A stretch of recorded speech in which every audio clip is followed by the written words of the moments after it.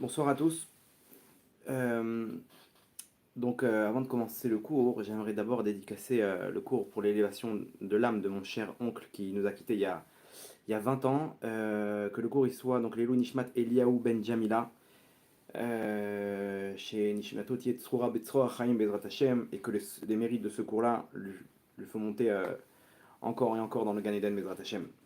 Bien entendu aussi l'Avdil, mais pour la réussite de tout l'homme Israël et la protection de chacun d'entre nous, où qu'il soit dans le monde. Voilà, donc le cours de ce soir un peu spécial, vous imaginez bien par rapport à l'actualité. Am Israël Chai. Am Israël Chai, le peuple d'Israël est vivant.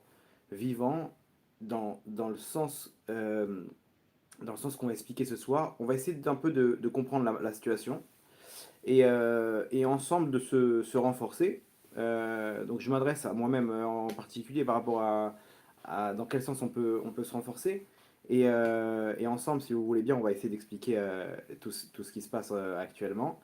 Du moins un peu, on va dire, d'expliquer le bout de l'iceberg quoi, qui dépasse. Ok, donc on est dans une situation, dans une période qui est pas simple pour l'homme Israël, que ce soit à l'intérieur, à l'extérieur. On va dire qu'il y a beaucoup d'ennemis. Et bon, l'homme Israël est habitué, il est habitué à ça, hein. Il passe d'une épreuve à l'autre depuis des générations, de génération en génération. Et il faut comprendre un peu ce qui se passe. Il est clair qu'ici, quand on analyse les événements, on voit au fur et à mesure qu'est-ce qu'Hachem il est en train de faire. On ne peut pas comprendre ce qui se passe dans les mondes d'en haut, mais en tout cas, des appels de phare, c'est sûr qu'Hachem il nous laisse un peu comprendre certaines choses. Et surtout, on voit ce qui se passe. Nous, dans ce monde-là, on a les conséquences de ce qui se passe dans les mondes d'en haut. Quand on analyse un peu ce qui se passe ici, on peut comprendre un peu l'évolution des choses en haut. Donc, d'abord, faut comprendre que cette guerre-là, il y a, comme d'habitude, hein, on voit, nos yeux nous montrent combien Hachem il aime le Ham Israël. Combien, combien le Ham Israël il se renforce au fur et à mesure. On voit la vraie valeur d'un juif quand, dans la douleur, malheureusement, dans la douleur, dans la pauvreté, dans la douleur, dans les épreuves, c'est là que ressort le diamant qui est à l'intérieur de nous. Quand tout va bien, alors bon, on est là, on tape du pied, quoi. On n'a pas de respect. Mais en tout cas, quand il y a des douleurs, d'un coup, l'homme Israël, il est solide. Et il faut voir ce qui se passe actuellement. Il se passe des choses incroyables. On est témoin de choses, du dévoilement d'Hachem. Vraiment, le dévoilement d'Hachem. Il y avait comme ça à Tel Aviv, je crois. Donc, tout le monde connaît maintenant le Dôme de Fer, hein, c'est devenu la star de cette guerre. Il faut savoir que quand les missiles ils sont interceptés, le missile du Hamas, il tombe, les éclats du missile, il tombe, c'est-à-dire il a explosé, il est à moitié éclaté, et donc le reste du missile, il tombe. Des fois, il tombe dans des habitations, sur des voitures, dans la rue, des fois Et à Tel Aviv, la semaine dernière, il est tombé en plein milieu de la rue. Et là-bas, il était par terre le missile. Les gens, ils sont sortis, tous ensemble, religieux, non religieux, éthiopiens, ce que vous voulez, ashkénazes, russes, tout le monde ensemble. Ils ont commencé à faire une ronde autour du missile et ils ont commencé à chanter Am Israël Rai, Am Israël Rai. Et ils dansaient, et ils chantaient, et ils tournaient autour du missile pour montrer. Ils étaient fiers de voir combien Akash Baruch Hu, il aide son peuple. Il est là et il donne de la vitalité à son peuple. Il donne ce qu'il faut pour vivre. Alors que je sais pas si on avait pu comment dire, parier au cours de l'histoire sur l'homme Israël, je sais pas si il serait resté beaucoup de personnes à mettre un sou sur ce peuple-là. Et là, on est là encore, en haut, en bas, gauche, à droite. Les ennemis du Ham Israël, on les compte plus. On les compte plus. Que ce soit à l'ONU, que ce soit dans les peuples du monde. Qui est avec Israël? Qui c'est qui prend la défense d'Israël quand il y a quand il y a des pogroms en Syrie, quand il y a des pogroms en Turquie, etc., tout le monde s'en tape, tout le monde s'en tape. D'un coup, il y a hop, d'un coup, non, les Israéliens, c'est un problème. Les Israéliens, c'est un problème, et d'un coup, c'est simple, c'est qu'au fond, les gens, ils ont la haine d'Israël. Et c'est connu, c'est écrit dans la Torah. Et savent sonner les Yaakov, que les Sav, ils détestent Yaakov. Les descendants des Sav, ils détestent Yaakov. Quand est-ce que ça se met en valeur? Quand il y a besoin de prendre une position, c'est là qu'on voit malheureusement cette haine envers Israël, envers les Juifs. Dans la douleur, c'est là que quand on a le même ennemi, d'un coup, tout l'Israël, il se renforce. On a vu des choses là, rien que dans les 2 derniers jours, ce qui s'est passé à Ashdod, je vais vous raconter un petit peu. Il y a, bon, le dôme de fer, il intercepte près de 90% des missiles. Rien qu'en soi, ça, c'est un miracle. C'est un miracle parce que on a expliqué dans le dernier cours. Techniquement, c'est un truc impossible à fabriquer. Ici, Hachem, il est venu, il a mis l'intelligence à ces ingénieurs-là de fabriquer des choses comme ça. Alors qu'avant, ils n'avaient pas des missiles de précision. Le Hamas, il n'y avait pas le dôme de fer. Comment on s'en sortait? Terrain vague, terrain vague, terrain vague. Jusqu'à qu'un jour, à la CNN, ils ont interrogé un, un- un haut responsable politique du Hamas, qui était en exil aux États-Unis. Ils lui ont dit: mais dites-nous, vous savez pas viser ou quoi? Comment vous ratez toutes les cibles? Que des terrains vagues, des terrains vagues. Il dit: mais bien sûr qu'on sait viser. On est surentraîné. On vise tout le temps la cible dans les entraînements. Ils envoient dans la mer les missiles. Tu mets les coordonnées GPS, ça part. C'est simple. C'est pas, y a pas, il faut pas sortir de Saint-Cyr pour pouvoir envoyer un missile. Tu rends des coordonnées GPS, tu places le missile en haut, en bas, etc. selon la portée, et c'est tout. Il leur dit: mais comment vous voulez qu'on fasse quand leur Dieu nous bouge tous nos missiles? Un haut responsable du Hamas, interview à la CNN, vous pouvez voir ça sur YouTube, c'est explicite. Eux-mêmes, ils disent: leur Dieu, il nous bouge les missiles. Il y a aujourd'hui un élève de la yeshiva du Ravarouche, il était dans les services de renseignement, ok, à une tour à Tel Aviv. Et il raconte comment il était dans son casque, il y a une sirène, il voit les gens partir, il n'a pas eu le temps de se lever, qu'il voit le missile face à lui. Il voit un missile comme ça qui est en train d'avancer face à lui, qui va frapper la tour. Il raconte comment il pousse un schéma Israël de ses tripes, et il voit le missile en train de zigzaguer et de partir à droite. Il est parti complètement, dans la mer, directement. J'ai vu de mes propres yeux comment Hachem il a envoyé balader le missile. C'est pas lui qui raconte, c'est le mec du Hamas. Le mec du Hamas, il te dit, le haut responsable politique, il te dit comment vous voulez qu'on fasse quand leur Dieu il nous bouge les missiles. Et quand ça passe, ça va dans des terrains vagues. Comment expliquer ça? Alors après, ils ont eu la technologie de faire ça des missiles de précision, que même s'il y a du vent, etc., ils gardent le rythme. Et quand bien même, Hachem il donne l'intelligence aux ingénieurs israéliens de fabriquer le dôme de fer. Donc Hachem ils abandonnent pas. Maintenant il y en a qui passent, il y a 10% qui passent, ou c'est parce qu'ils les laissent passer, c'est des terrains vagues, ou parce que Hachem il veut nous montrer combien il nous aime. Et regardez ce qui s'est passé là hier, un missile il est passé, il frappe un immeuble de plein fouet. On entend ça, on est inquiet, on se dit: ouais, les pauvres, les habitants, etc., j'espère que tout va bien, qui sont dans la chambre forte, etc. On ouvre les informations, qu'est-ce qu'on voit? Le missile il frappe de plein fouet l'immeuble, c'est le seul immeuble en construction. Celui d'à côté, il est habité, construit. Celui-là, dans un mois, il doit être habité. Frappé de plein fouet, personne. Il n'y a personne. Le seul immeuble qu'ils ont réussi à toucher, il n'y a personne. Mais quelle est la probabilité de chance que tu arrives à passer le dôme de fer et que tu arrives à toucher un immeuble qui est pas habité? C'est pas possible. Imaginez-moi, de plein fouet. Maintenant, il faut comprendre que ces missiles, ils sont remplis d'explosifs. Ils sont remplis de billes, que chaque bille, chaque éclat, c'est comme une balle. Elle touche la tête, c'est fini, le mec il tombe. Donc on ne se rend pas compte qu'Hachem il est avec nous. Maintenant, deuxième miracle, aujourd'hui même, un autre missile qui passe. Un missile qui passe, il tombe dans un jardin d'un GAN, d'une maternelle. Il passe, il va pour exploser. Maintenant là-bas, vous savez comment c'est la récréation là-bas, il y a plein de sable. Des trucs de sable, ok, pour que les petits ils font des châteaux, des trucs, etc. Vous voyez pas que le missile il tombe dans le sable? Maintenant, quand il tombe dans le sable, il est amorti. Quand il est amorti, il n'explose pas. Aucune explosion. Maintenant, il y a des gens autour qui sont par terre. Une explosion sur 100 mètres, c'est 100 mètres d'éclat d'obus. C'est des balles dans tous les sens. Miracle. Des miracles du matin au soir. Il y avait un commandant de l'armée, ils ont pris un missile anti-tank dans la Jeep. Hier, il est sorti de l'hôpital. Les médecins, ils ont rien compris. Il s'est réveillé de son coma. Il s'est mis debout. Il a commencé à marcher. Il a deux, trois trucs, etc. Il s'est levé. Ils ont dû le libérer. Bouche bée. Alors, bon, bah, on va le libérer. Et puis, ils s'attendaient à ce qu'il reste 3 mois. 3, 4 mois minimum. Ils ont fait une petite opération. Hop, un truc. Il s'est réveillé. Il s'est assis sur son lit. Il s'est levé. Il a marché. Tout va bien. Bon, ok. Ils lui ont mis des trucs, des pansements. Bon, on revient chez l'ostéopathe et c'est tout.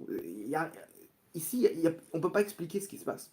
On ne peut pas expliquer ce qui se passe. Et quand on est sur place, on voit si c'est pas possible. C'est quoi tous ces miracles? C'est quoi tous ces miracles? C'est le fruit du hasard.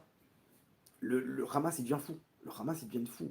Et maintenant, il y a eu 10 morts. Sur 10 morts, il y a la moitié, 5, qui sont non-juifs. Alors, c'est pas que ceux qui sont non-juifs, leur mort est le moins importante. Mais pour dire que tout ce qui. Pour nous montrer combien Akadosh Baruch Hu, il a comment dire, une protection rapprochée aux juifs. On est là en train de se dire, attends 2 secondes, normalement tu vois les proportionnalités, tu dis, attends, il y a eu 10 morts, il y a eu 2 Arabes, 2 Thaïlandais et une hindoue. Normalement, c'est-à-dire que sur 10 personnes, tu dis, donc en Israël, normalement, il y a la moitié qui sont non-juifs. Et tu vois que non, les 80% ils sont juifs. Pourquoi? C'est pour te montrer qu'ici, un juif, il a une protection rapprochée. On condamne même les morts non-juifs. On n'est pas en train de dire que eux, il faut que oui, ils meurent et que nous, non. Non, on est contre la guerre, on est contre chaque personne, même les Arabes qui partent. Ceux qui veulent nous tuer, bien entendu. La Torah, elle nous ordonne de nous défendre et de les tuer en retour.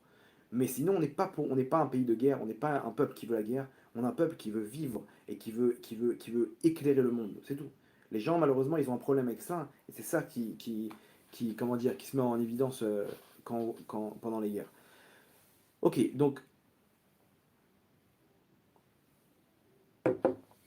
euh, maintenant, on va voir un peu ce qui se passe actuellement par rapport à la situation. Et regardez ce qui se passe. C'est intéressant parce que par rapport aux autres armées, où le problème il était, on va dire, par rapport au Hamas ou au djihad islamique, là maintenant c'est un problème de l'islam. Ok, c'est un problème arabe. C'est-à-dire que le Hamas il a réussi. Il y a eu comment dire, une union des Arabes, ok, que ce soit au Liban, à Gaza, dans les territoires, etc., en Jordanie, Syrie, etc., contre le Ham Israël. Ici, même les Arabes de l'intérieur, les Arabes israéliens, tout le monde est ensemble contre le Ham Israël.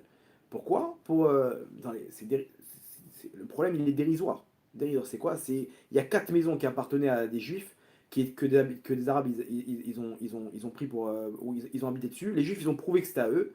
La Cour suprême elle a ordonné qu'on les sort. Comme ça s'est fait pour des milliers de Juifs. Des milliers de Juifs que les Arabes ils ont prouvé qu'ils habitaient ici. On les a éjectés. On les a éjectés à Gaza même. Combien on a? Gush Katif, à Mona, etc. On a des milliers de Juifs. Il y a un jour, il y a 4. Maintenant c'est l'inverse. C'est quatre familles arabes qu'on doit sortir. C'est pas leur maison. C'est pas leur maison. Ils sont venus, ils sont installés ici alors il y a des preuves que ça appartenait à des juifs. Ils ont prouvé, la Cour suprême n'a plus que ordonné de. Tout de suite, ils sont levés, avec en plus, les gens ils sont entrés là-bas dans la mosquée, c'était pendant le ramadan, ils nous provoquent, ils veulent prendre ils veulent construire leur temple sur notre mosquée, ils veulent nous détruire, ils veulent nous conquérir. Mais ça va pas ou quoi? Qu'est-ce qui t'arrive? C'est quoi? Quand tu prends les maisons, toi, vous voyez bien qu'ici, il y a quelque chose de spécial. Ils se sont unis. Et le Hamas, on va vous défendre, on va libérer Jérusalem, et les Arabes de Judée-Samarie, et les Arabes à l'intérieur d'Israël. À Loud, c'est une des villes là-bas où il y a moitié arabe, moitié israélien. Là-bas, ils se battent. C'est quoi Loud? C'est intéressant de savoir pourquoi c'est là-bas. Loud, c'est la racine de Leda. Leda, c'est la naissance. Ici, on est dans la naissance du Mashiach. On est dans la naissance du Mashiach. C'est pas pour rien qu'on nous met comment dire, les projecteurs sur cette ville-là. Et il faut savoir que maintenant, en contrepartie, s'il y a de l'union là-bas, qu'est-ce que ça peut engendrer chez nous? Quand on veut nous prendre notre terre, quand on veut nous détruire, automatiquement, les gens ils se prennent la main et ils dansent autour du missile. Et qu'est-ce qu'ils chantent? Am Israël Chai. C'est ça ce qu'il y a à l'intérieur de nous. Dans nos tripes, on sème le Am Israël. Il y a un juif, tu lui dis ça, le juif, il est en boîte de nuit, il fait pas Shabbat, il va se réveiller. Pourquoi tu te réveilles? Tu sais ce que tu fais maintenant? Tu fais des pires avérotes. Tu crois qu'Hachem il est content de ça? Qu'il te voit transgresser Shabbat? Ok, j'ai rien de ça, c'est vrai. Mais quand tu me dis ça, les juifs, non. Ça, non. Ça réveille quelque chose. Quand tu me dis maintenant, on va prendre la terre d'Israël, et que eux ils se réunissent, qu'est-ce que ça engendre? Ça engendre automatiquement que nous aussi on se réunit. Et ça, c'est ce qu'Hachem il veut. Hachem il veut qu'on se réunisse, et c'est ça le secret de Am Israël Chai. On va expliquer c'est quoi Am Israël Chai. Il y a 2 choses dedans. La traduction a dit c'est le peuple d'Israël est vivant. Dans quel sens? Am Israël Chai pour nous dire que quand le Am Israël, quand on est en mode Am Israël, alors automatiquement la suite c'est quoi? C'est Chai. Tu veux savoir quand est-ce qu'il y a tous ces miracles? Quand est-ce qu'Akadosh Baruch Hu est avec toi? Quand on est tous ensemble. Ça, c'est le secret de la réussite du Ham Israël. Même si on n'est pas dans le droit chemin. comme ça, à l'époque de David Améler, c'était tous des tzadikim. Il n'y avait que comment dire, des disputes entre eux. Ils perdaient toutes les guerres contre les Philistins. À l'époque de Achaz Améler, là-bas, ils étaient tous Réchaïm. C'était des rois idolâtres. Ils étaient tous ensemble, ils gagnaient guerre après guerre. Pour nous dire, Hachem, il te dit, quand vous êtes ensemble, chacun, il utilise sa force. Hachem, il peut intervenir. C'est pas grave, vous êtes pas encore au niveau, vous n'êtes pas encore tzadikim, etc. Ça n'a pas d'importance ici. Ici, on peut pas dire, quelqu'un va lui dire, pourquoi tu fais pas Shabbat? Il va dire, mais j'ai pas été éduqué dans ça. Pourquoi tu n'étudies pas la Torah? Pourquoi tu fais pas attention à la tzniut? Elle va me dire quoi cette femme? Elle dit, mais attends, mais moi j'ai grandi dans Beverly Hills, de quoi tu parles? De 2 secondes, de 2 minutes, j'ai du mal. Je dois dompter un Yitzhara maintenant, tu sais ce que c'est? C'est pas facile. Mais ça, l'union, c'est entre les mains de chacun d'entre nous. Personne ne peut dire, non, non, moi c'est dur pour moi, j'ai vécu.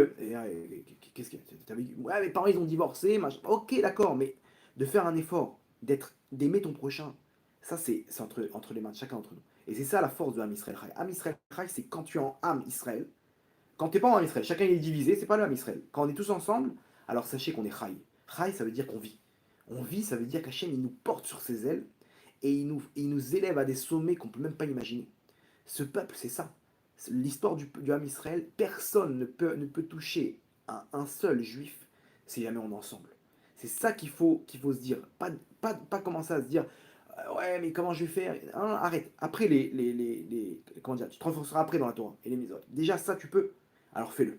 Quand tu vas à tête ton prochain, tu fais quelque chose, que ce soit dans tes moyens, dans ton corps, dans ton intelligence, tes prières, tu peux tout donner au Ham Israël. Alors à ce moment-là, tu donnes des forces dans les mondes d'en haut et automatiquement tu fais tomber les ennemis d'Israël. Hachem, c'est lui qui se met en tête de l'armée d'Israël. Et quand c'est ça, il n'y a plus rien, il n'y a plus rien. Les Égyptiens, ils sont partis en courant à la guerre des 6 jours. Vous savez ce qu'ils disaient là-bas?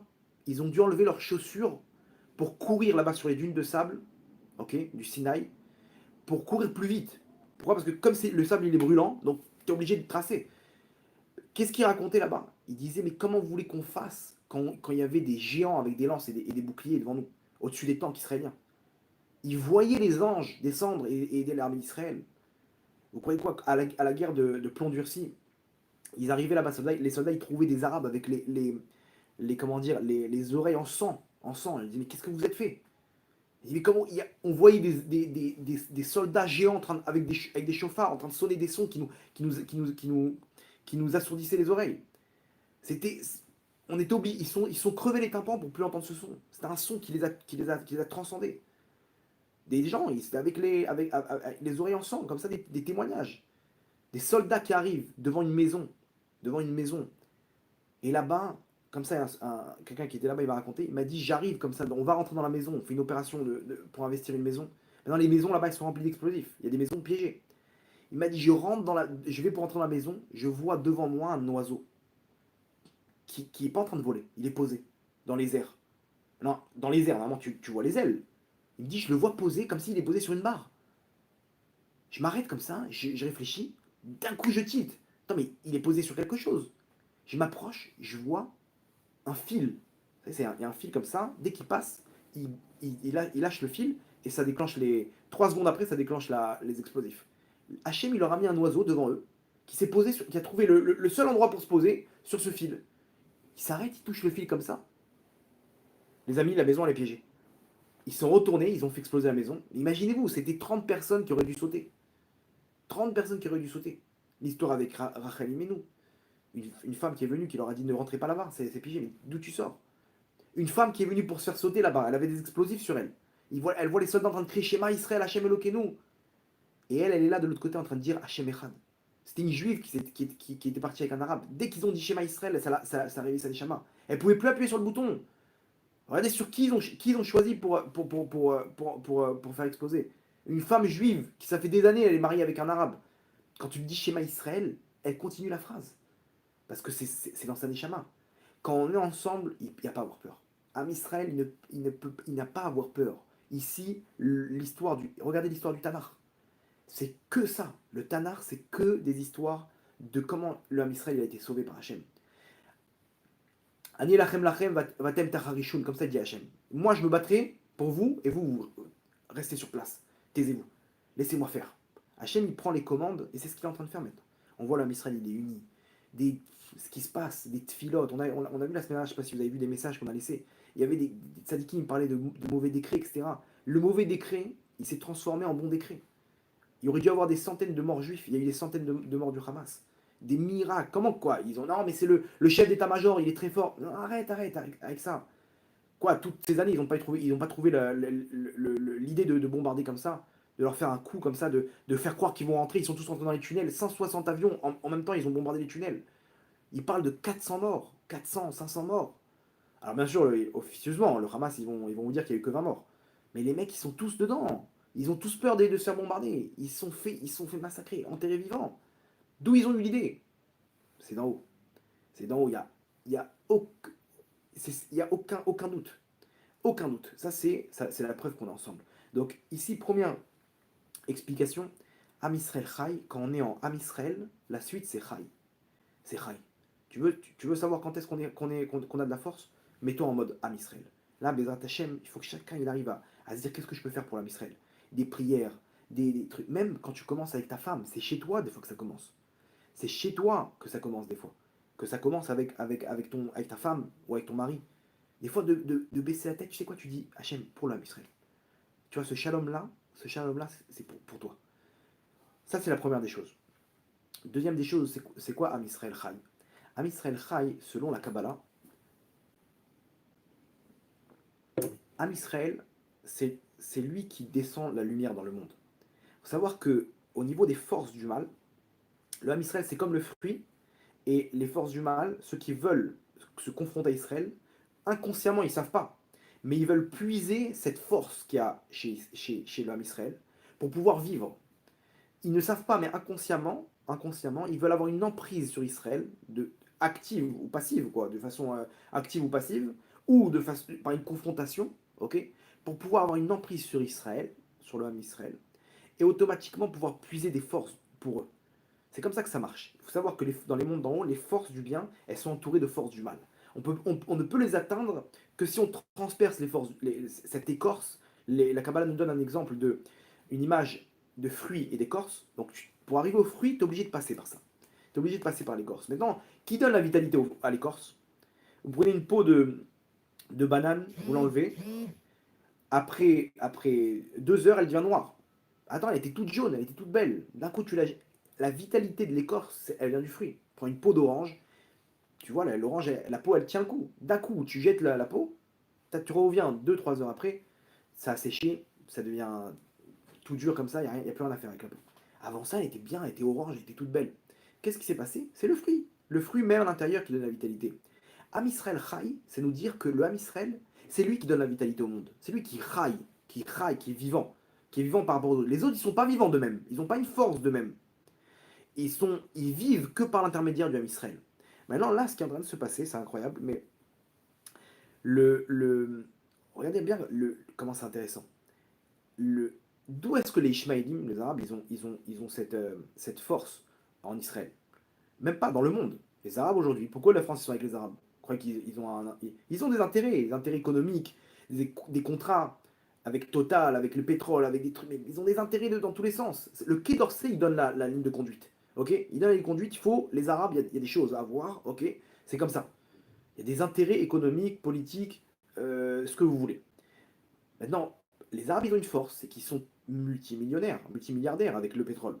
L'Arabie Saoudite, etc. Demain, ils font un embargo, le monde, il explose. Maintenant, il faut savoir que ils ont une force, ils ont une emprise sur Israël, sur Jérusalem, à cause de la Mila qu'ils font. Comme ça, le Zohar, il dit que le Zohar Vaïra, il dit que jusqu'à la fin des temps, ils auront cette emprise. Vous voulez savoir quand est-ce qu'ils vont lâcher prise? Quand leur mérite de la Mila, de la Brit Mila qu'ils font, comme les Juifs, eux ils font ça à 13 ans, quand il se terminera, à ce moment-là, ils auront perdu leur force. L'emprise qu'ils ont, c'est qu'ils ont une action qui ressemble à notre action, que font les Juifs, la Brit Mila, et qui fait qu'ils leur donnent une emprise. C'est pour ça que géographiquement, ils sont sur la terre d'Israël. À partir du moment où ce mérite y tombe, c'est terminé. Alors regardez comment c'est intéressant, comment ce mérite est en train de tomber. Déjà par rapport à ce qui se passe. Eux, qu'est-ce qu'ils disent? Ils sont en train de conquérir Jérusalem. Mais T'as rêvé, on n'a rien fait. On a pris 4 maisons là-bas. Même pas, ils n'ont même pas pris, je sais même pas s'ils vont les prendre. 4 maisons, ils sont montés un jour visiter des religieux sur l'esplanade des mosquées. Pff, ils sont éclatés. Mais calmez-vous, calmez-vous. On ne veut pas prendre.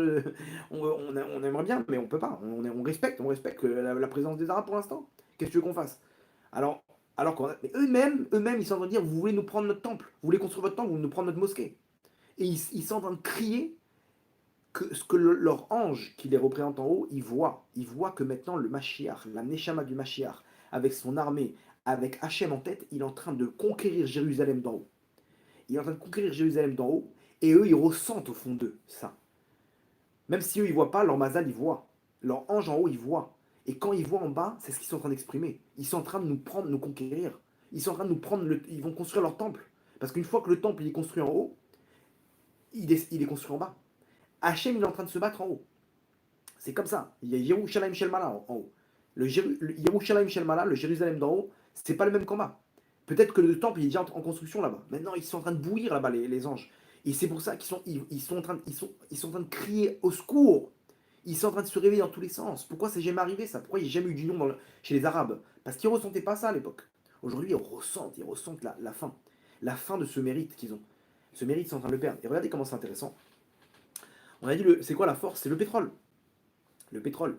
Aujourd'hui, pourquoi l'Arabie Saoudite et le Qatar, enfin les Émirats Arabes Unis, le Dubaï, etc., ils font la paix avec Israël? Vous savez pourquoi?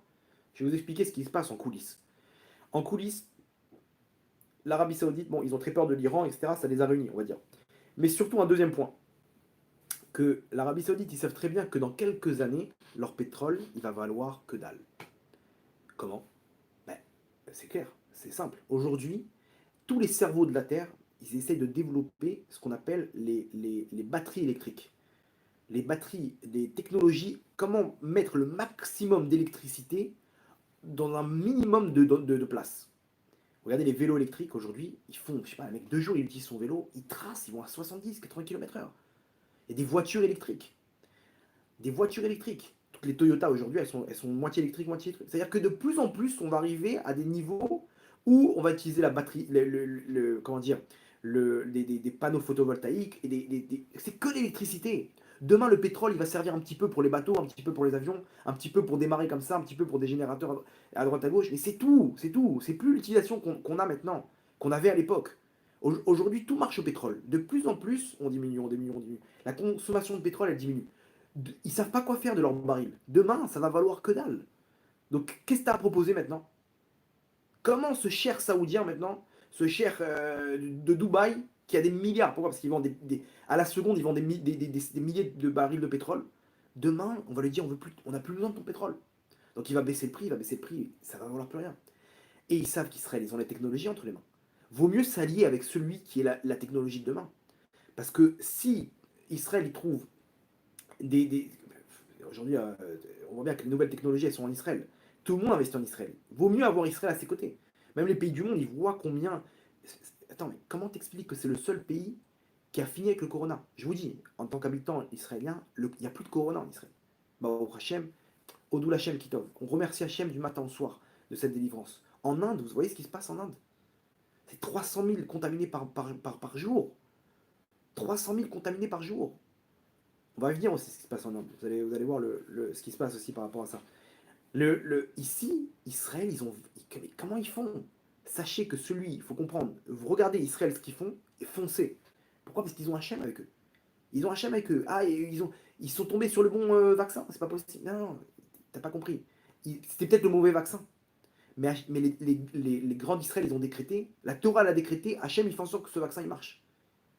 En Europe, il n'y a pas eu tout ça, il n'y a pas personne qui a décrété que ça doit marcher. Bah, c'est le désordre là-bas. Ils ne savent plus quoi faire, c'est la jungle. Il n'y a plus rien. Vous voyez que l'Europe, elle est en train de tomber. Les pays arabes, ils sont en train de tomber. Et Israël, il monte, il monte, il monte. Il faut comprendre ce qui est en train de se passer maintenant. Ici, Hachem est en train d'installer sa royauté. Faut être aveugle pour ne pas voir que c'est Mashiach maintenant qui est en train de s'installer. C'est la lumière du Mashiach. Donc aujourd'hui, il est clair que on voit, nos yeux nous montrent que leur mérite, il est en train de tomber. Ce mérite, il est en train de tomber, et automatiquement, c'est pour ça qu'ils se réveillent. Et vous allez voir, moi je pense, et comment dire, je veux pas dire ça, que ça sorte de ma bouche, mais je pense pas que ça va s'améliorer. Je pense pas que ça va s'améliorer parce qu'ici, on est en plein dedans. On est en plein dans ces événements-là, comme on a expliqué la semaine dernière dans les cours. Et ici, il est clair et net que Akadosh Baruch Hu, il est en train d'avancer. On a combien on a de cours sur le Mashiach ils ont été faits. Tout le monde parle du Mashiach. Tout le monde sait que c'est ça. Personne, même tu prends la personne la plus éloignée, elle te dira, je pense qu'il y a quelque chose là. C'est pas normal on enchaîne avec le Corona, on finit avec des guerres, des machins, etc. On sent que le monde, il touche à sa fin. On sent que le monde, il touche à sa fin. Et à ce moment-là, vaut mieux être du bon côté. Vaut mieux être du bon côté, c'est ce qu'Hachem est en train de faire. Donc là, maintenant, Am Israël Chai, c'est quoi? C'est que Am Israël, c'est lui qui donne la vitalité dans le monde. Il est Chai, il est Mechai, il donne l'essence même du monde, c'est le Am Israël. Donc maintenant, automatiquement, il y a une séparation. Il y a une séparation. Eux, ils veulent se battre. Ils n'ont pas compris que s'ils se séparent d'Israël, comme les Arabes israéliens, maintenant, c'est terminé. Ce ne sera plus pareil. Aujourd'hui, il y avait une entente. Vous allez voir que même si ça s'arrange, les Arabes israéliens ne seront plus regardés de la sorte parce que maintenant, ils ont montré combien ils détestaient les Juifs, combien ils attendaient le moment de pouvoir lyncher un Juif, de pouvoir tuer un Juif. Ils ont montré combien ils étaient assoiffés de sang. Donc automatiquement, ça ne sera plus pareil. Et aussi, on est, comment dire, et aussi, il est clair que on voit aussi, rappelez-vous, dans le cours la semaine dernière, j'explique combien, à 7 heures du soir, ils auraient dû annoncer un gouvernement de gauche. Une heure avant, ça a explosé. Imaginez-vous comment Hachem il a sauvé, on a parlé de comment ça aurait dû être grave, cette histoire. Hachem, il vient, une heure avant, il fait tout sauter. Mais pire que ça, c'est que tous ceux qui étaient avec les gouvernements de gauche et les Arabes, d'un coup, ils baissent la tête, ils disent, mais qu'est-ce qu'on a fait? On était prêts à prendre main dans la main des gens qui ont qu'une idée en tête, c'est que dès qu'on va se retourner, ils vont nous planter un couteau dans le dos. D'un coup, ils ont retourné leur veille, ils se sont dit, il n'y a pas de gouvernement de gauche. Il y a 2-3 partis de droite qui sont partis avec eux, et ils ont dit, non, ils sont retournés vers Netanyahou, on veut faire un gouvernement de droite. Ici, il y a une séparation avec la gauche, avec ceux qui veulent du mal. Ils ont compris aujourd'hui que si tu ne te bats pas, tu meurs, tout simplement. Si tu ne te bats pas, tu peux pas vivre ici. Ils ont compris qu'ici, ils veulent ta peau, ils veulent pas la paix. Ils veulent pas la paix, c'est clair et net. Ils veulent ta peau. Et deuxièmement, avec les Arabes, il y a aussi une séparation. Maintenant, s'il y a une séparation avec ces forces-là, qui est Erev Rav et les Ishmaélim, quand on sépare l'écorce du fruit, eh ben, ils tombent. Ils n'ont pas compris que c'est à ce moment-là que ça tombe. Donc, Hachem, il est en train de séparer maintenant parce que ça y est, maintenant on y arrive. Et ils ont leur mérite, le budget qu'ils ont dans leur carte bleue, il touche à sa fin et c'est terminé. Là, ils sont en train de se débattre, etc. Mais il est clair et net que tout seul, ça va se terminer, etc. Vous allez voir que de plus en plus, l'homme Israël il va prendre des forces et les ennemis d'Israël, ils vont comprendre au fur et à mesure que, comment dire, comment dire, que Hachem il est là, que c'est leur Dieu qui bouge les missiles, c'est leur Dieu qui se bat. Et à ce moment-là, vaut mieux, qu'est-ce que tu veux te battre? Tu veux te battre avec le maître du monde. Fais ton choix maintenant, il y a la lumière du Mashiach qui est là. Ok, maintenant regardez ce qui se passe aussi. Alors faut comprendre ça, il y a un tzaddik qui m'a raconté un truc. Il m'expliquait par rapport à ce qui s'est passé sur comment dire, je lui ai dit, qu'est-ce que tu penses de ce qui s'est passé à Méron, etc. Et il m'a dit un truc intéressant. Et par rapport à ce qui s'est passé avec Livatzev, avec les Chassidim, donc il y a eu 2 morts, si vous avez entendu la catastrophe qu'il y a eu là-bas, le même genre de catastrophe. Des gens qui tombent les uns sur les autres, etc. Encore des religieux, dans une fête, qu'est-ce qui se passe? Il m'a expliqué comme ça, il m'a dit, sache que maintenant, hein, le Mashiach, comment dire, le Mashiach, dans les mondes d'en haut, il est en train de se dévoiler. L'homme qui représente le Mashiach ici sur Terre, il sait peut-être même pas qu'il est Mashiach, mais des forces autour de lui, ils veulent sa mort. Maintenant, il faut savoir qu'il y a des Neshamot qui sont venus, il y a des Neshamot qui sont venus sur Terre, qui sont liés, c'est l'armée, la garde proche du Mashiach. Ils savent même pas, eux-mêmes ils savent même pas. Mais ils sont venus sur Terre pour défendre le Mashiach. Que si jamais on doit toucher au Mashiach, c'est eux qui font écran. Il m'a dit, ces gens-là, c'est ces gens-là. C'est tous des tzadikim. Remarquez bien, c'est tous des tzadikim. Il m'a dit, sache un truc, qu'un jour, on comprendra ce qui s'est passé, et ceux-là, on leur devra notre vie. On leur doit notre vie à ces gens-là. Pourquoi? Parce ceux qui sauvent l'âme Israël de ce qui se passe maintenant. Ici, il y a une guerre en haut. Je vous avais dit un petit peu, c'est comme le film Matrix, pour ceux qui ont vu. Dans le film Matrix, il y a ce qui se passe en bas, ça fait des enchaînements dans les mondes d'en haut. Ok, là-bas, il y a des guerres, ok, entre les forces du bien et les forces du mal. Maintenant, c'est copié de la Kabbalah.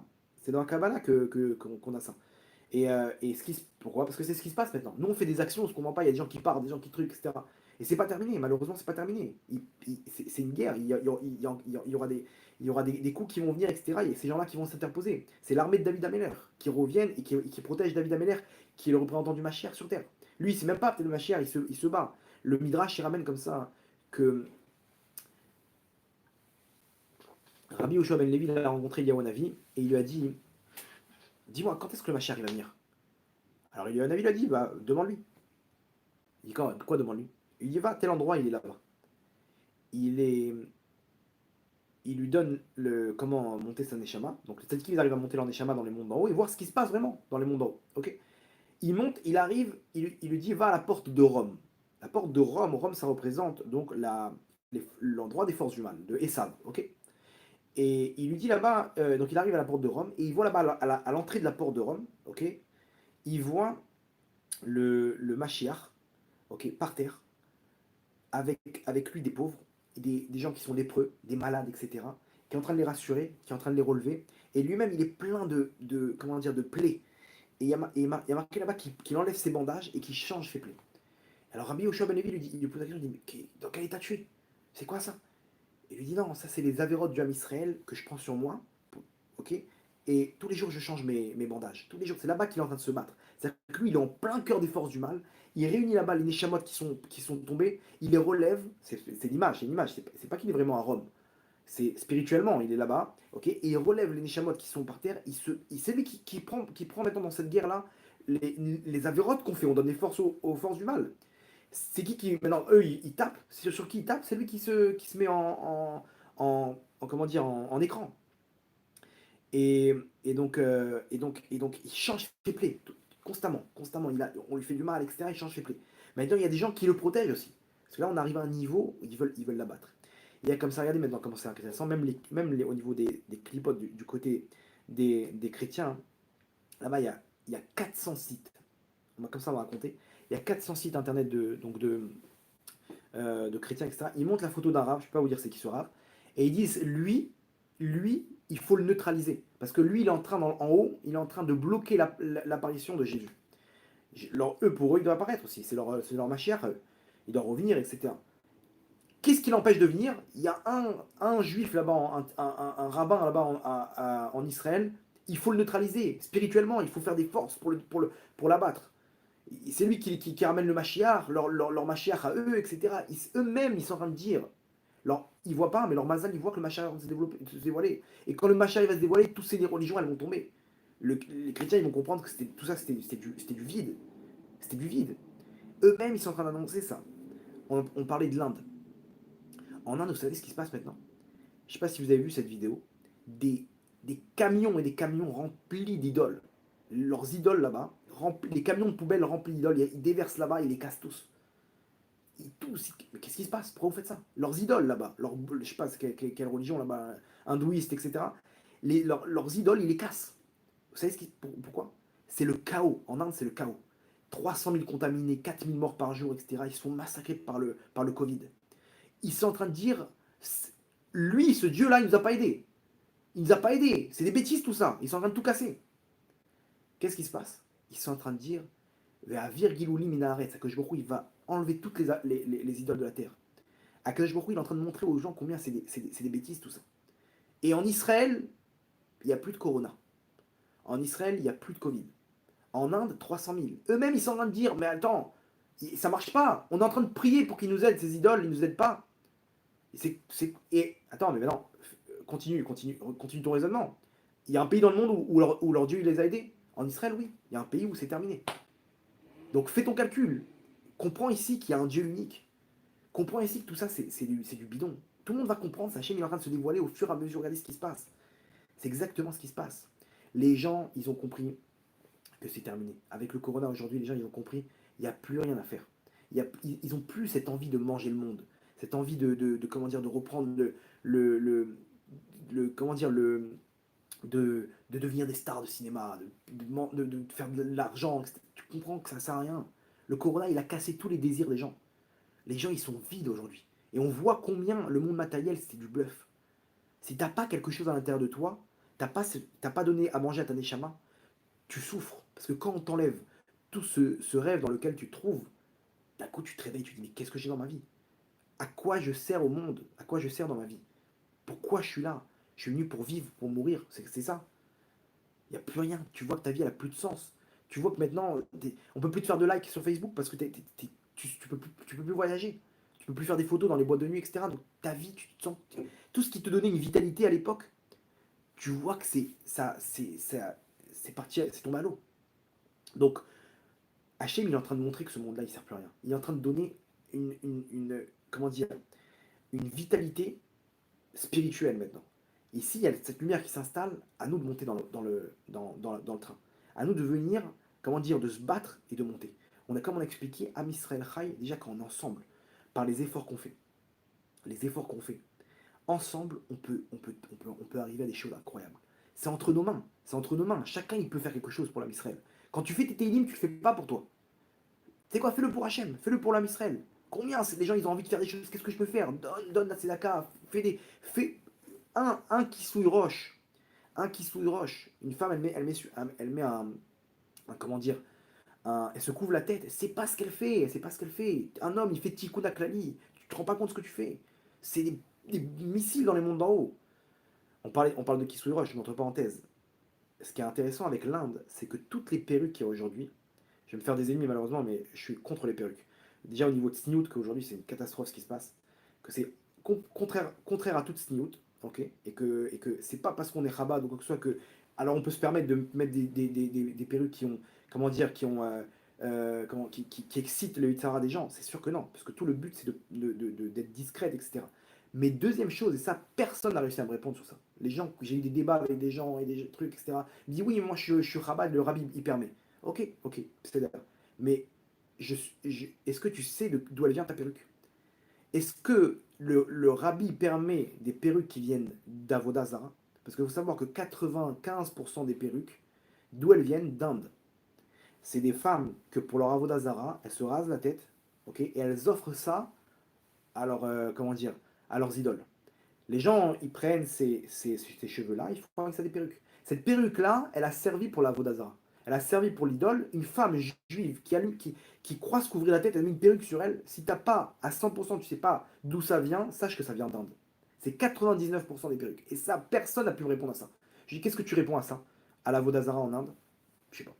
Je sais pas. À l'époque, il n'y avait pas ce problème. À l'époque, il n'y avait pas ce problème. Aujourd'hui, ils en font un business. Toutes les perruques aujourd'hui, elles ont ce problème-là.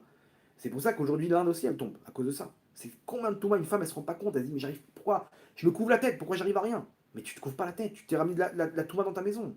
Tu t'es ramené de la touma dans ta maison. Comment tu veux sentir une prière si jamais il y a cette influence des forces du mal sur ta tête?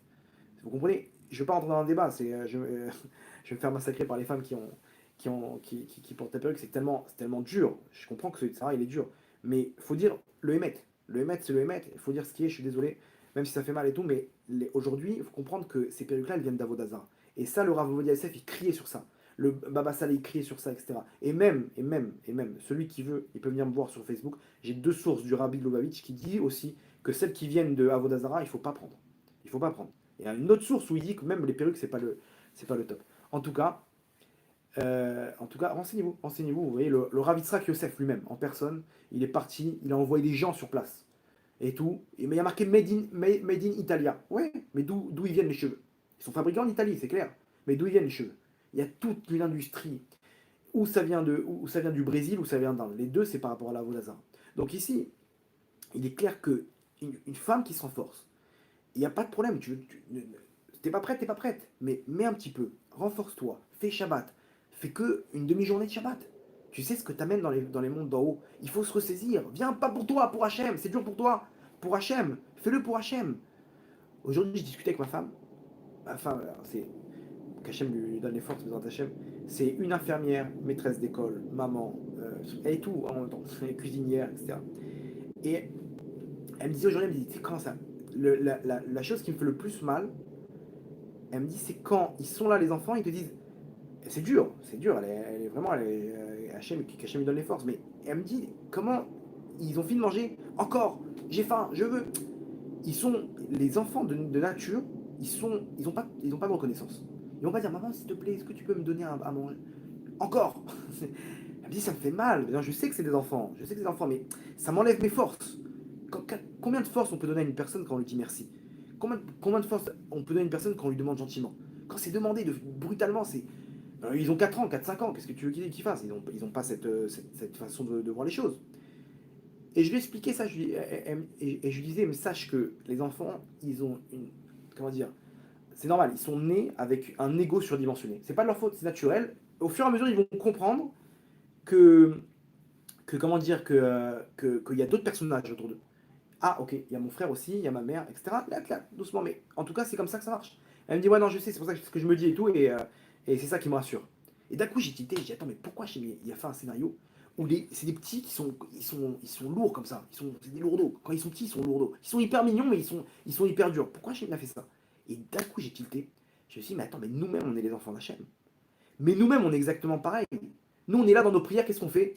Encore, Hachem, je veux, donne-moi ma maison, ma femme, mes trucs, un enfant, et moi, et moi, et moi, et moi. On est des égocentriques surdimensionnés avec Hachem.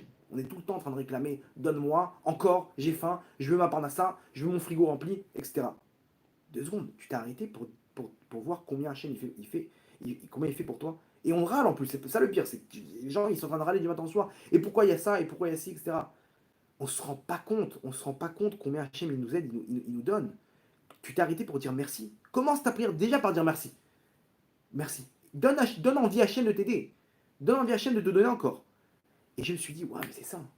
Maintenant, c'est ce qu'il faut qu'on fasse. Il faut arrêter de faire pour nous. Ok, on fait 90. Donne 5%, 10% pour Hachem.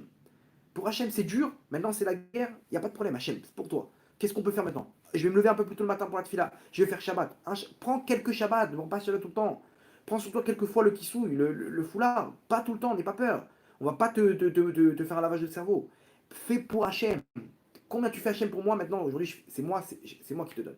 J'arrête de prendre, je te donne un petit peu Hachem. C'est comme ça que ça marche. C'est ça ce qu'il faut qu'on se dise maintenant. C'est une guerre. On est tous mobilisés. Là, on est tous des réservistes de l'armée d'Hachem. Là, c'est alerte générale. Tout le monde a son poste. Toi, ton Teilim, Tzniut, Shabbat, machin, etc. Chacun avec sa Torah, chacun avec ses mitzvot. Ensemble, on peut amener la Géoula Berachamim Gdolim, Bezrat Hachem. Ok, ça c'est le premier point. Deuxième point, ce qu'on disait aussi par rapport à Am Israël Chai, que aussi il faut comprendre que la vitalité du Am Israël, ce qui donne la vie, c'est ce qui est en train de se passer maintenant. Hachem, il est en train maintenant, il a comment dire, son monde, il a créé. Son pays, c'est Israël. Am Israël, il a créé avec sa Torah pour que ensemble on puisse illuminer le monde, ok? Pour qu'on puisse donner cette vitalité au monde. À nous de faire entrer ça déjà chez nous, au niveau individuel. Illumine ton monde déjà avec ça, avec cette Torah, avec comment dire, cette proximité avec Hachem. Après, tu verras comment tu vas illuminer les gens autour de toi. Les gens, j'entends des histoires, des gens, ils sont pas bien. Les gens, le monde, il va mal. Des divorces dans tous les sens. Pourquoi? Parce que psychologiquement, il a du mal. Les gens, ils sont vides. Ils se sont rendus compte avec le Covid et tous ces confinements qu'ils n'ont plus rien. T'as rien, t'es vide. Rentre la Torah, c'est ça la Torah. La Torah, c'est la connexion avec Hachem. On te demande pas d'être un religieux, d'avoir une barbe, d'avoir des. On s'en fiche de tout ça, on s'en fiche de tout ça. Mais pas de kippa si tu veux, c'est même pas obligé. Mais goûte Hachem, goûte Hachem. Comment je fais? Ben, prends le GPS. Cette Torah, c'est le mode d'emploi. Rentre ça en toi, tu verras, tu vas goûte, juste goûte. Tu sais quoi, je peux même pas te décrire, goûte. Goûte, assis-toi un jour devant une Komara avec un rave, tu vas voir, tu vas rentrer, tu vas rentrer Hachem en toi.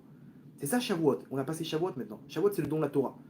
C'est aussi là-bas qu'on raconte la Megillat Ruth. C'est quoi la Megillat Ruth avec l'histoire de toute la naissance de David Ameller? Quel rapport? Et c'est ce jour-là que David Ameller il est mort. Quel rapport entre David Ameller et le don de la Torah? C'est aucun rapport. Normalement, le don de la Torah serait de Yaakov. Le rapport avec nos pères. Parce que Yaakov, c'est lui qui représente la Torah. Quel rapport David Ameller et le don de la Torah? Pour en dire que la Torah, c'est un moyen pour se rapprocher d'Hachem. Et il y a une personne au monde qui nous a montré comment ça marche, c'est David Ameller. David Ameller, c'était l'homme le plus proche d'Hachem.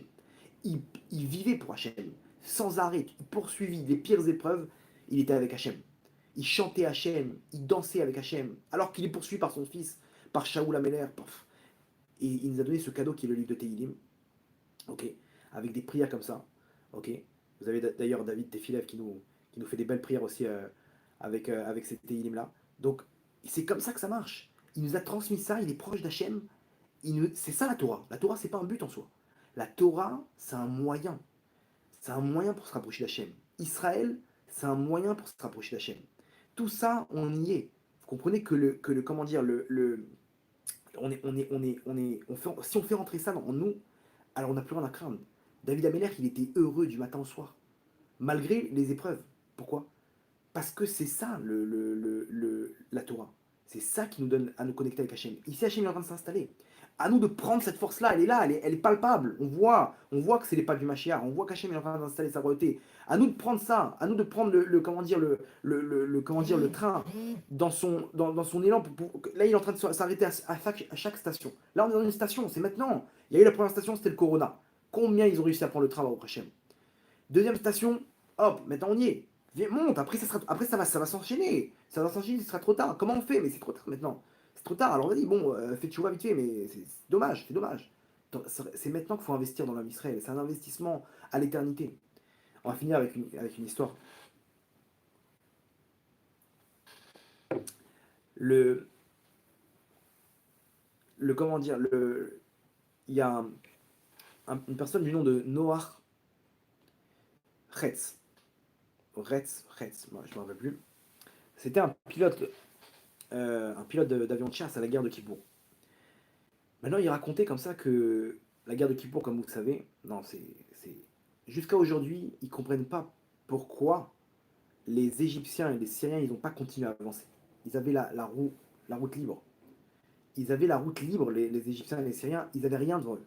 Un minimum, pose tes missiles, continue à bombarder Tel Aviv et Jérusalem, etc. Les Égyptiens et les Syriens, au même moment, ils sont arrêtés. Ils sont arrêtés, ils ont boussé chemin. Qu'est-ce qui s'est passé? Ils avaient la victoire devant. Ils savaient très bien, ils avaient peur, ils ont appelé ça la deuxième Shoah. Les dirigeants israéliens, ils se sont dit c'est terminé, ils vont rentrer, ils vont charcuter tout le monde. Tout le monde, c'est terminé, il n'y a plus d'armée pour les arrêter. Ils vont rentrer soldats, ils vont rentrer maison après maison, ils vont sortir chacun d'entre nous, ils vont les égorger, ils vont pas faire de cadeaux. Ils vont pas faire de cadeaux, ils vont faire de cadeaux à personne. Et il racontait comment, en tant qu'armée de l'air, ils avaient plus trop de cibles, il n'y avait plus rien à faire. Ils étaient, comment dire, ils ont tout bombardé, ils ont bombardé les ponts, les machins, etc. Mais ça se passait, tu peux pas stopper une armée qui avance avec des avions, c'est clair. Il voulait faire des éclats, on va dire. Et lui, il a reçu avec un autre l'objectif de bombarder le palais de Assad. Pas le palais même, une partie du palais, ok, pour donner un coup au moral des hauts gradés là-bas. C'est très bien que c'est juste un bâtiment qu'il allait détruire. Et il reçoit, donc ils ouvrent comment dire, les cartes, les trucs, ils reçoivent les instructions, et ils partent. Maintenant, il faut savoir que pour pas se faire opérer par les radars, le radar, c'est comme, donc c'est comme un, comment dire, c'est les rayons, ils partent d'un point et ils s'écartent. Donc en fait, plus t'es bas, moins tu as de chances d'être capté par le radar. Parce qu'en bas, hein, dans le triangle, tu as la pointe du triangle, quoi.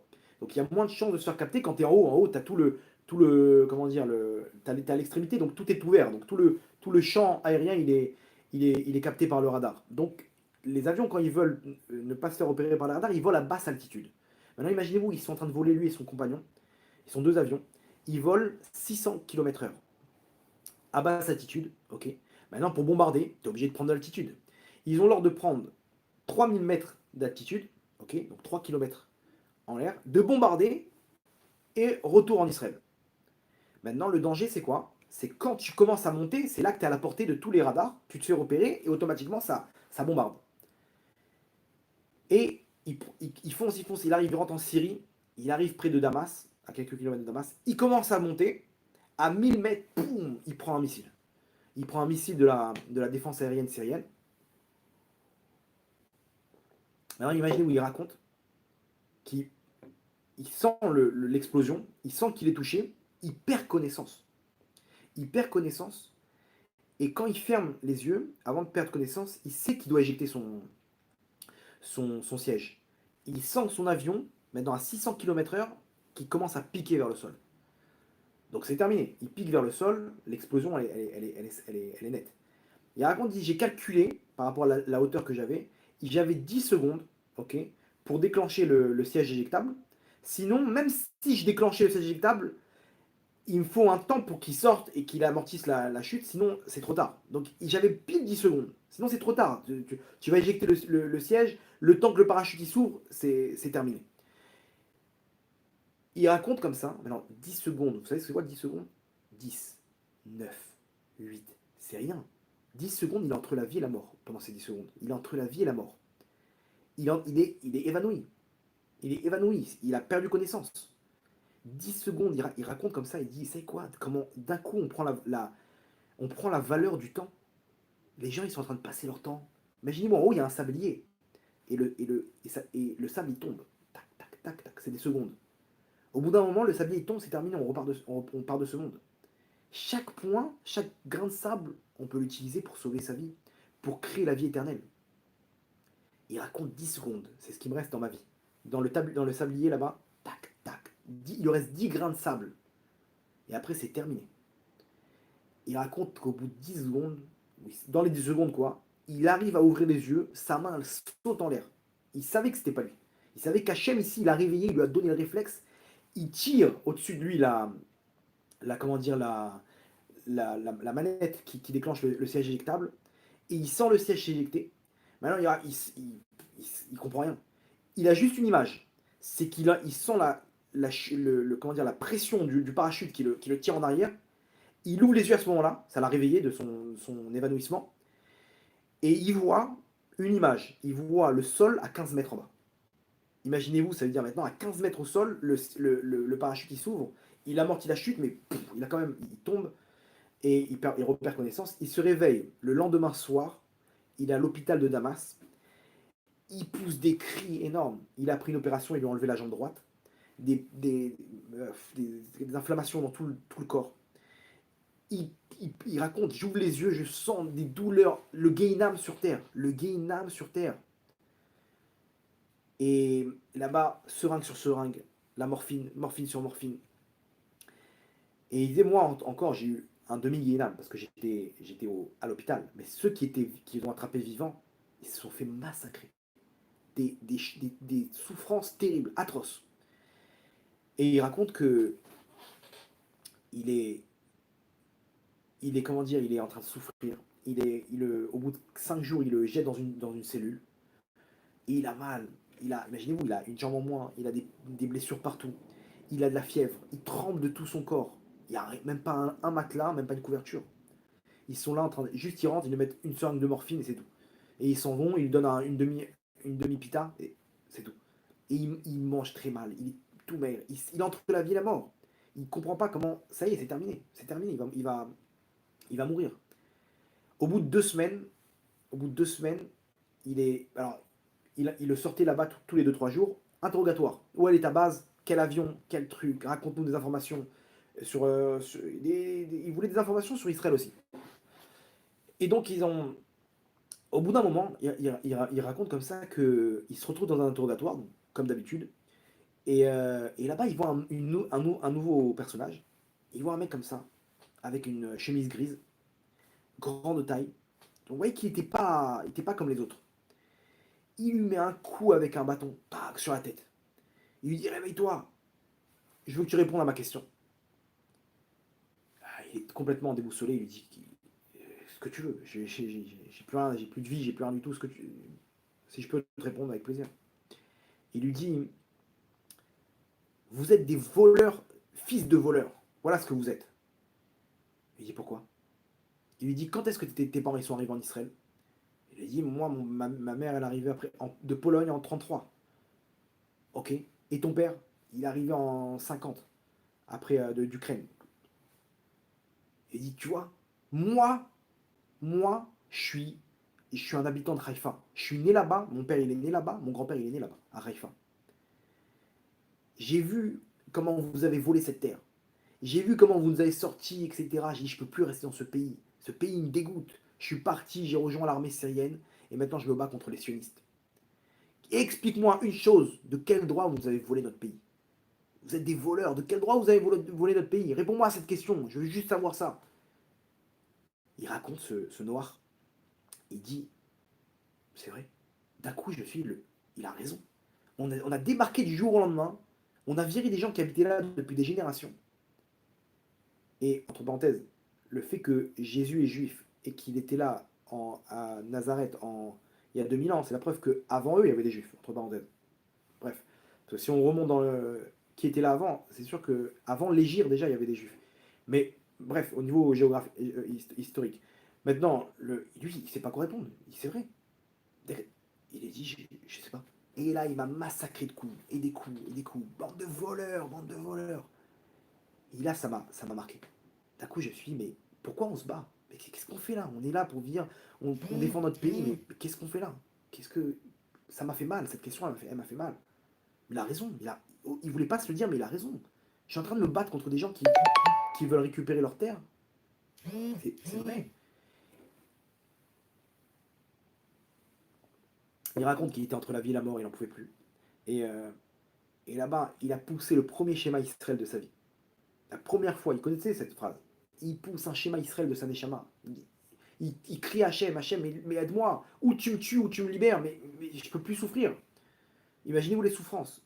Il raconte qu'il finit le schéma Israël, on lui ouvre la porte, on lui jette une couverture à un matelas. Rien que ça, déjà, ça lui a donné un bien fou. Il raconte que juste après, la température est descendue. Il commence à aller mieux.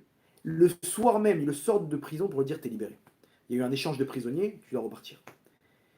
Il se retrouve, la prom il retrouve sa femme avec ses enfants, etc. Un miracle, tout le monde croyait qu'il était mort. Imaginez-vous la délivrance. Maintenant, sa vie, imaginez-vous, il avait une vie tracée. Pilote d'avion de chasse, intelligent, beau, fort. Qu'est-ce que tu veux? Il veut plus de tout ça. Il dit c'est ça la vie. On est venu pourquoi? On est venu pour vivre, pour kiffer, pour faire un nom et mourir. Il n'y a pas de but dans ce monde. Qu'est-ce qu'on fait là? C'est quoi là? C'est quoi ce. Elle dit je sais qu'une seule personne elle pourra m'aider.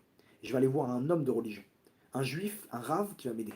Il est venu, il lui a dit on est des voleurs, fils de voleurs. Réponds à cette question. Voilà. Le rave lui dit très bonne question.